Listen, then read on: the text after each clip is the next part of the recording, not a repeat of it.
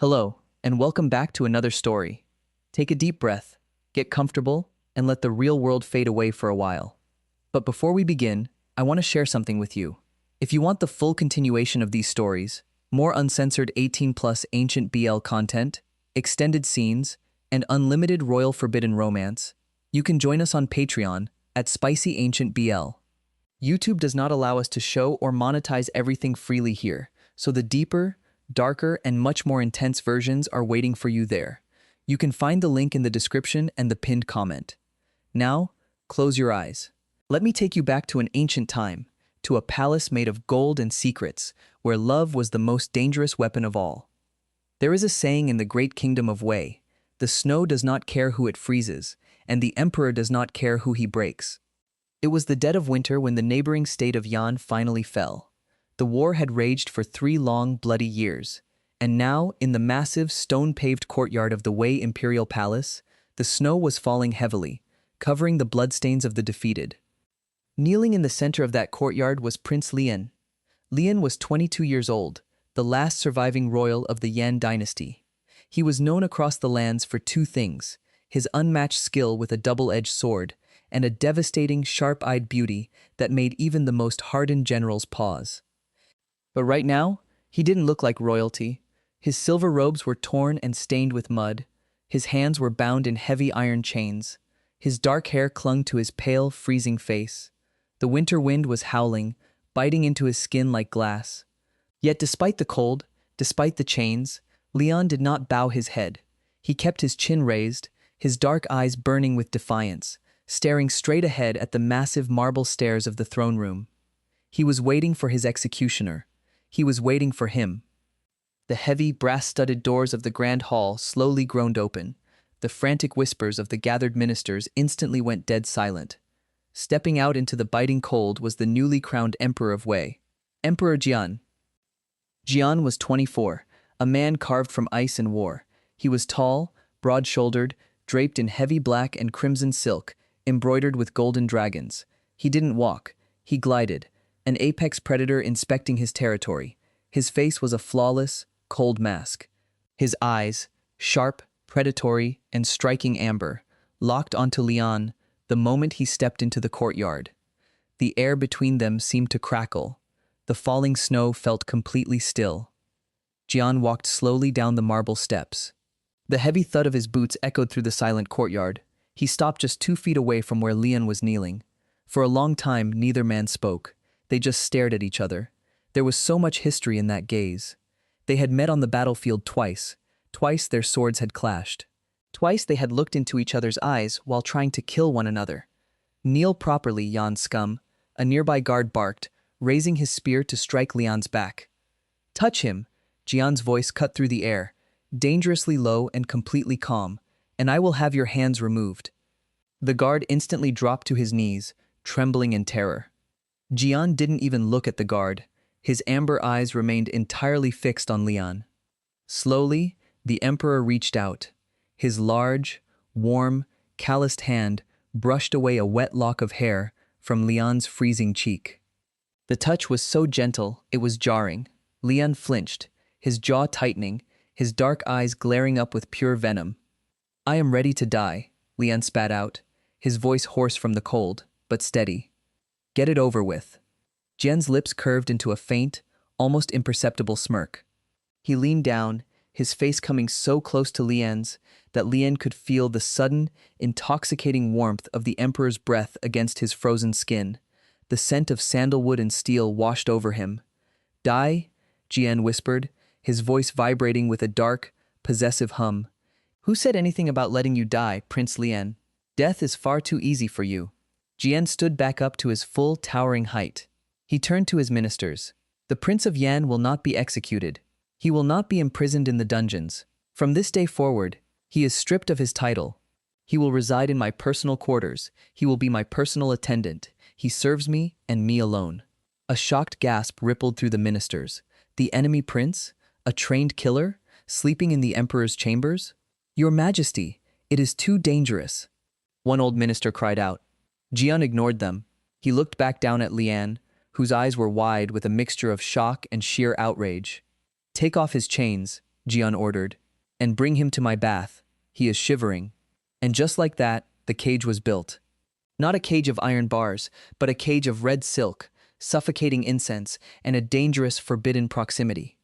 The transition from a proud warrior prince to a personal servant was designed to be humiliating, but Lian quickly learned that Emperor Jian's cruelty was complicated. A week passed. Lian was given the finest chambers adjoining the emperor's bedroom. He was dressed in soft, pale blue silk robes that felt like water against his skin. He was not beaten, he was not starved. Instead, he was subjected to something much, much worse. He was forced to be near Jian, constantly. It was late in the evening. The massive imperial bedchamber was lit by dozens of flickering candles, casting long, dancing shadows against the painted screens. Outside, a gentle winter rain had begun to fall, tapping softly against the wooden roof. Lian stood in the center of the room, holding a freshly warmed dark red sleeping robe. His heart was beating a little too fast, though he'd never admit it. The doors opened, and Jian walked in. The emperor looked exhausted. The heavy imperial crown was gone, his long dark hair falling loose over his broad shoulders. He walked straight past Lian without a word and stood near the brazier, closing his eyes, waiting. It was Lian's job to undress him. Lian swallowed hard. He stepped forward, his soft slippers making no sound on the woven mats. He stopped right behind Jian. He could feel the heat radiating from the emperor's large body. Slowly, Lian raised his hands. His fingers, which were used to gripping a sword hilt, awkwardly fumbled with the intricate golden clasps at the back of Jian's armor. His knuckles brushed against the nape of Jian's neck. Jian let out a low, rough exhale. Lian froze. "Did I pull your hair?" he asked, his voice sharp, defensive. "No," Jian murmured, his eyes still closed. "Keep going." Lian carefully unfastened the armor, letting it fall away. Next was the outer silk robe. As Lian reached around Jian's waist to untie the heavy belt, he had to step incredibly close. His chest almost brushed against Jian's broad back. For a brief, terrifying second, Lian realized he was holding his breath. Why was he so hyper-aware of this man? He hated him. He should be thinking of a way to strangle him with this very belt. But as the belt came loose, Jian suddenly turned around. Lian gasped, startled, taking a quick step back. But he wasn't fast enough. Jian reached out and caught Lian's wrist. His grip was firm, but not bruising. They stood there in the warm, candlelit room, inches apart. Jian was looking down at Lian, his amber eyes dark, heavy, and unreadable. He slowly stepped closer. Lian, out of instinct, stepped back, until his back hit the wooden pillar of the bed frame. He was trapped. Jian leaned in, his gaze dropping to Lian's lips for a fraction of a second before meeting his eyes again. The air in the room suddenly felt impossibly thick. Lian could hear his own heartbeat roaring in his ears. He looked up at the emperor, his chin tilting defiantly, refusing to show fear. "If you are going to kill me," Lian whispered, his voice trembling just a little, "do it." Jian's thumb slowly began to trace the inside of Lian's wrist, right over his racing pulse. It was an incredibly intimate, deliberate touch. It sent a jolt of electricity straight up Lian's arm. "Why would I kill you?" Jian said softly, his voice a deep, gravelly rumble, "when having you right here is so much more entertaining." Jian let go of his wrist, took the red sleeping robe from Lian's numb hands, and turned away as if nothing had happened. "Pour the tea, Lian, and go to sleep." Lian stood there, leaning against the pillar, his legs feeling strangely weak. He stared at Jian's back, his chest heaving, his wrists still burning from where the emperor had touched him. This man was playing a game. A very dangerous, deeply psychological game. And Lian was terrified that he was slowly, willingly, learning the rules. Wow, the tension between them is already so thick, isn't it? The quiet moments in that bedchamber, the unsaid words, the lingering touches. And if you are enjoying this forbidden royal tension, remember, the extended and uncensored 18+ continuation of stories exactly like this are available on Patreon at SpicyAncientBL. If you want to see exactly what happens when the doors finally lock and the Emperor completely loses his restraint, that is where you need to be. The link is waiting for you in the description and pinned comment. Now, let us return to the palace, because the slow burn was only just beginning to catch fire. As the harsh winter melted into a wet, blooming spring, the dynamic between the two men began to shift. The hostility was still there, of course. They bickered, they traded sharp insults, but underneath the biting words, a strange, unspoken understanding was forming. Jian didn't treat Lian like a servant.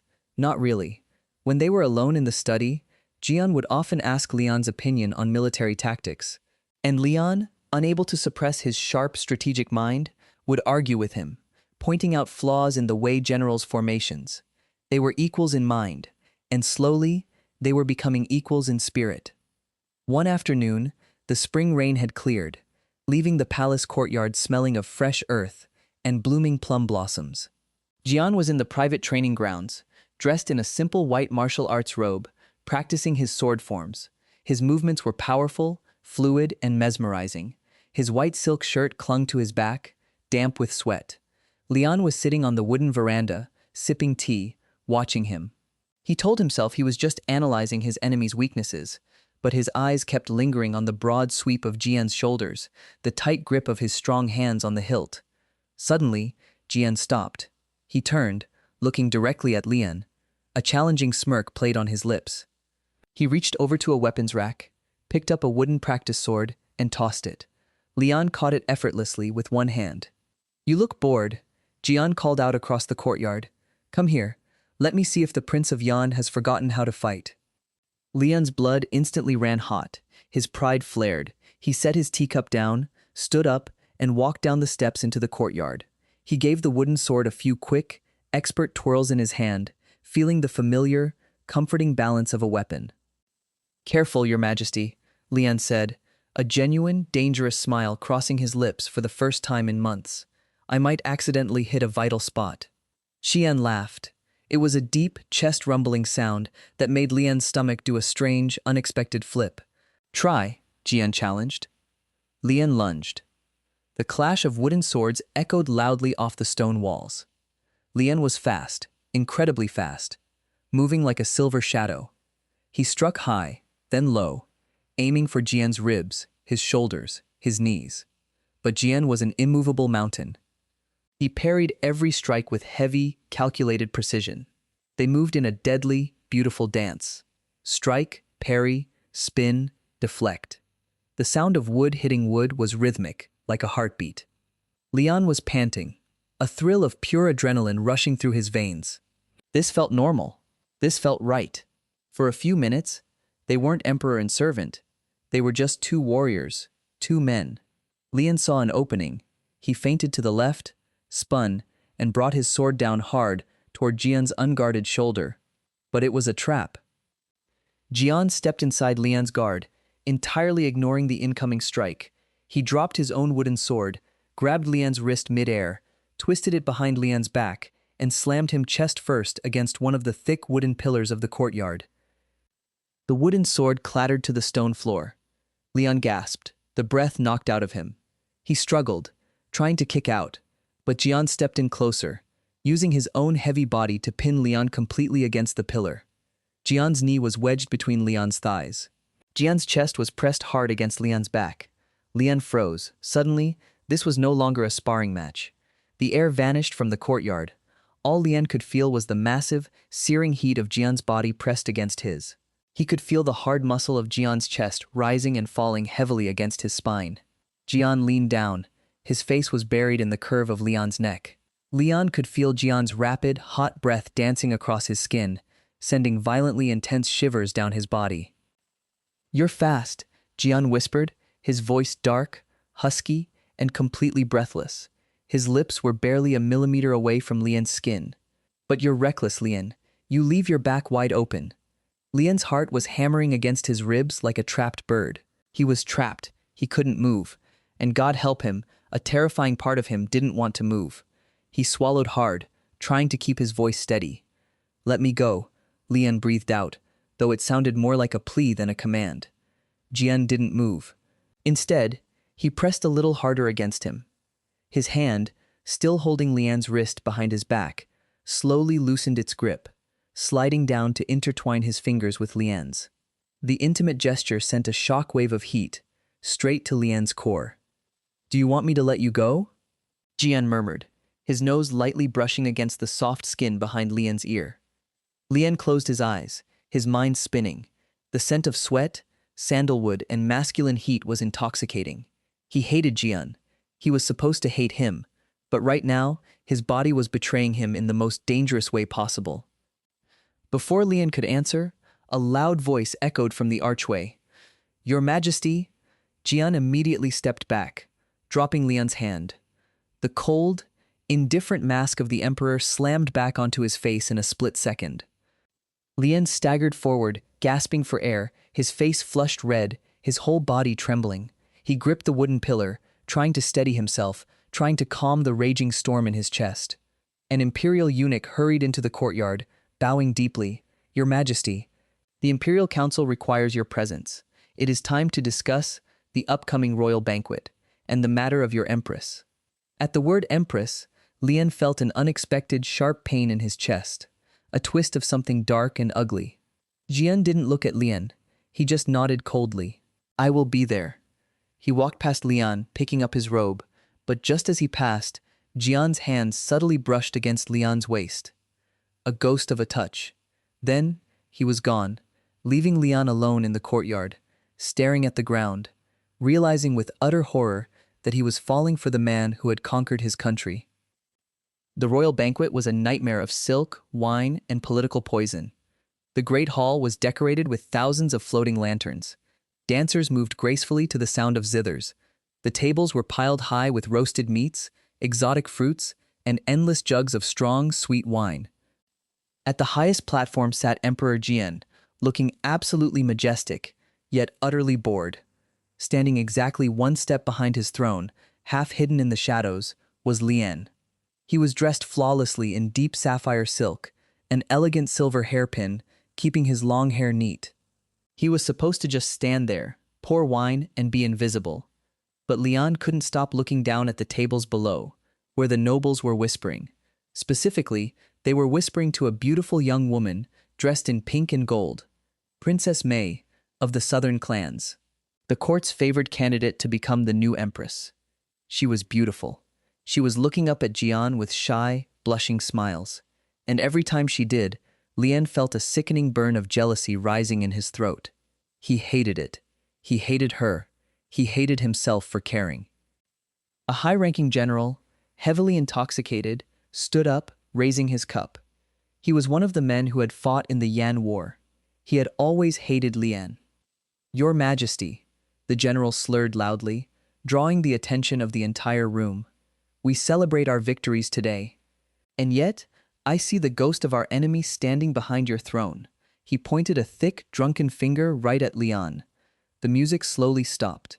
The dancers froze. The room went dead silent. Lian stiffened, his face turning pale. "Why keep this dog here?" The general laughed, stumbling forward. "He is an insult to our dead soldiers. A pretty little Yan prince, reduced to a cupbearer. Tell me, Your Majesty, is he good for anything else? Perhaps he warms the bed better than a woman?" A few of the drunker nobles chuckled. Princess May looked shocked, hiding her face behind a fan. Lian's hands balled into tight fists. He stared at the floor, his pride shattering into 1,000 pieces, but he forced himself not to react. He was a captive. He had no voice here. Suddenly, a loud crash echoed through the hall. Jian had thrown his solid gold wine cup. It hit the marble floor right at the general's feet, shattering a floor tile. The laughter instantly died. Pure terror filled the room. Jian stood up. The temperature in the hall seemed to drop by 20 degrees. He looked down at the general, his amber eyes burning with a rage so terrifying that several ministers fell out of their chairs, scrambling to their knees to bow. "General Zhao," Jian said. His voice wasn't loud. It was soft, and that made it infinitely worse. "You seem to have forgotten your place." "Why, Your Majesty," the general stammered, instantly sobering up, dropping to his knees. "I merely—" "Prince Lian is my personal attendant," Jian interrupted, his voice echoing in the dead silence. "He belongs to me. He is under my absolute protection. The next man who speaks his name with disrespect, the next man who even looks at him wrong, will have his eyes removed and his tongue fed to the palace dogs. Is that understood?" The entire hall, hundreds of people, pressed their foreheads to the floor, trembling. "Yes, your majesty," they shouted in unison. Jian turned his head slightly, looking back over his shoulder at Lian. In the midst of all this terror, Jian's gaze softened just for a fraction of a second, just for Lian. A silent message. No one touches what is mine. Lian stared back, his heart pounding so hard he thought it might break his ribs. In that one intense moment, surrounded by hundreds of bowing enemies, Lian realized he didn't just feel safe with Jian. He felt possessed by him. And he wanted it. But the general's humiliation did not end there. Pride is a dangerous poison, and General Zhao could not swallow his. Later that night, the rain returned, a heavy, torrential downpour that drowned out all sound in the palace. Jian had dismissed the guards from his inner chambers, wanting quiet. He sat at his wooden desk, reading scrolls by the light of a single candle. Lian sat nearby on a soft cushion, quietly grinding ink for him. It was a peaceful, domestic silence. The earlier tension of the banquet hung between them, thick and heavy, but neither spoke of it. Until the candle flickered. Lian, whose instincts were honed by years of war, noticed it instantly. The door hadn't opened, but there was a draft. He looked up toward the painted screens near the window. A shadow was moving behind them. "Jian," Lian whispered, his voice urgent. Before Jian could react, the paper screen tore open. 3 men, clad in black, rain-soaked robes, burst into the room.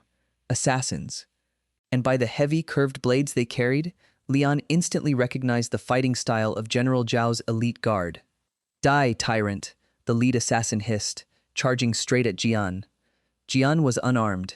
His sword was across the room on its rack. He moved to dodge, but the desk blocked his path. Lian didn't think. He didn't hesitate. He didn't remember that this man had conquered his country. All he knew, in that split second, was that he would rather tear his own heart out than watch Jian die. Lian moved like lightning. He grabbed the heavy, solid bronze inkstone from the table and hurled it directly at the first assassin's face. The heavy block smashed into the man's nose with a sickening crunch, sending him crashing to the floor. But there were 2 more. The second assassin swung his blade at Jian. Lian threw himself between them.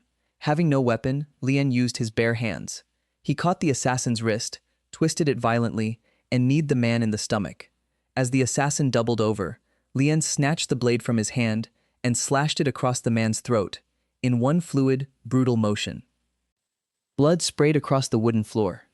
"Lian, behind you," Jian roared. The third assassin had recovered and lunged at Lian from the blind side. Lian spun around, raising his stolen blade to block, but he was a fraction of a second too late. The assassin's blade sliced deep across Lian's side, tearing through his blue silk robe and biting into his ribs. Lian gasped, a sharp, blinding pain exploding in his side. He stumbled backward, dropping to one knee. Before the assassin could strike again, Jian was there. The emperor had reached his sword rack. With a roar of pure, unadulterated fury, Jian swung his massive steel blade, cleanly decapitating the final assassin in a single, terrifying strike. The room fell deadly silent, save for the sound of the rain outside and the heavy, ragged breathing of the emperor. Jian dropped his sword. It clattered to the floor. He spun around, his eyes wide, with a frantic panic that no one in the kingdom had ever seen before. Lian was on his knees, clutching his side. Dark red blood was rapidly soaking through his pale blue silk robe, spilling through his fingers onto the wooden floor. He looked up at Jian, his face completely pale, a weak, trembling smile on his lips. "Looks like I ruined the silk," Lian whispered, before his eyes rolled back, and he collapsed sideways. "Lian," Jian caught him before he hit the ground. The emperor fell to his knees in the pool of blood, pulling Lian's limp body into his arms. His large, blood-stained hands pressed frantically against Lian's wound, trying to stop the bleeding. "Guards! Guards! Get the imperial physician immediately!"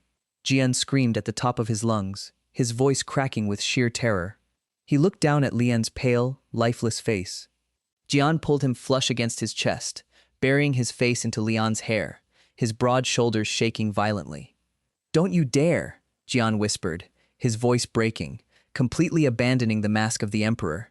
"Don't you dare die on me, Lian. You belong to me. You don't have permission to leave me." For 3 days and 3 nights it rained, And for 3 days and 3 nights, Emperor Jian did not sleep, did not eat, and did not attend the royal court.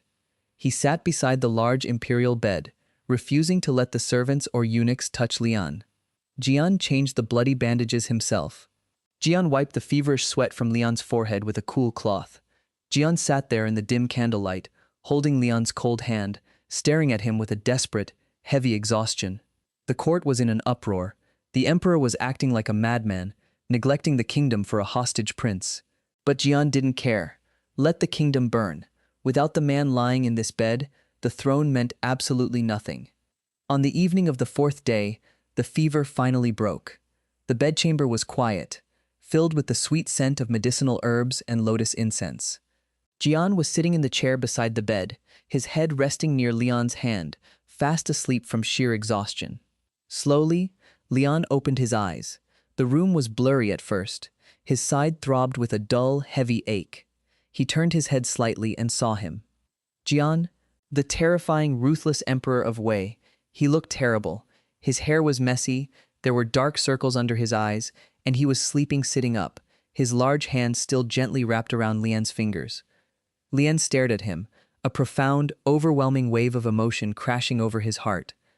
This man, who could have any beauty in the world, who held the power of life and death over millions, had stayed by his side. Slowly, weakly, Lian moved his fingers, lightly squeezing Jian's hand. Jian woke instantly. He jerked up, his amber eyes wide and frantic, scanning Lian's face. When he saw that Lian was awake, looking at him with clear, soft eyes, Jian let out a breath that sounded like a choked sob. He leaned over the bed, carefully hovering over Lian, afraid to touch him, afraid to break him. "You're awake," Jian whispered, his voice impossibly gentle, a stark contrast to his usual commanding tone. "You look awful, Your Majesty," Lian rasped, a tiny, teasing smile on his dry lips. Jian let out a wet, shaky laugh. He gently reached out, brushing a strand of hair away from Lian's pale face. His hand was trembling, the great emperor, trembling. "Why did you do it?" Jian asked, his voice suddenly thick with emotion, his eyes locking onto Lian's. "You had no weapon. You threw yourself in front of a blade for me." "Why? You hate me. I destroyed your life." Lian looked up into those intense amber eyes.